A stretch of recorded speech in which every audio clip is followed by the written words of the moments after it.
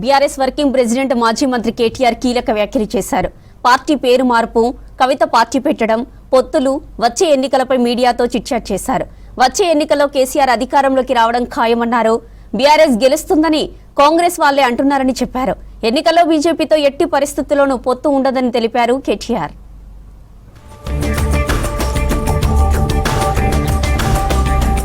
TRS BRS గా మారిన తర్వాత చాలా నష్టపోయామన్నారు మాజీ మంత్రి బీఆర్ఎస్ వర్కింగ్ ప్రెసిడెంట్ కేటీఆర్. మళ్లీ టీఆర్ఎస్ గానే కొనసాగించాలనుకుంటున్నామని చెప్పారు. 2027లో ప్రజా సమస్యలపై పాదయాత్ర చేస్తానని, వచ్చే ఎన్నికల్లో కేసీఆర్ అధికారంలోకి రాబోతున్నారని అన్నారు. జైలుకు వెళ్తేనే సీఎం అవుతారనేది భ్రమ అన్నారు కేటీఆర్.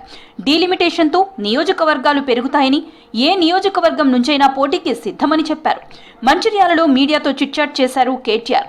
వచ్చే ఎన్నికల్లో ఎవ్వరితోనూ పొత్తు ఉండదని, బీజేపీతో ఎట్టి పరిస్థితుల్లోనూ పొత్తు ఉండదని తెలిపారు. ఈ సందర్భంగా కవిత అంశంపై కీలక వ్యాఖ్యలు చేశారు.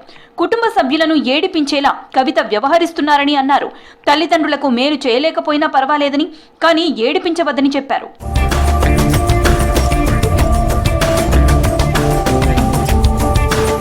సిద్దిపేట జిల్లా నుంగనూరు మండలంలో బయోఫ్యూయల్స్ పరిశ్రమ ఏర్పాటుకు రైతులు, స్థానికులు సహకరించాలని కోరారు మాజీ మంత్రి హరీష్ రావు. నర్మాట గ్రామంలో జూనోజోలే బయోఫ్యూయల్ ఇండస్ట్రీ భూమి పూజ కార్యక్రమంలో పాల్గొన్నారు హరీష్ రావు. నర్మాటకు ఫ్యాక్టరీ రావడం సంతోషంగా ఉందన్నారు.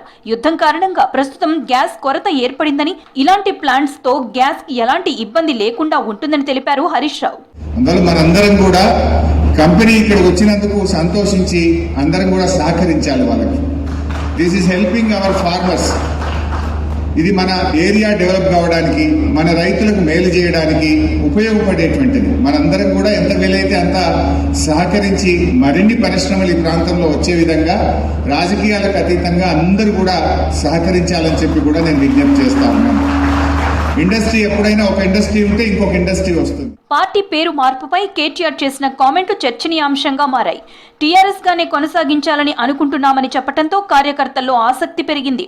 బీఆర్ఎస్ ని మళ్లీ టీఆర్ఎస్ గా మారుస్తారా అని చర్చించుకుంటున్నారు పబ్లిక్.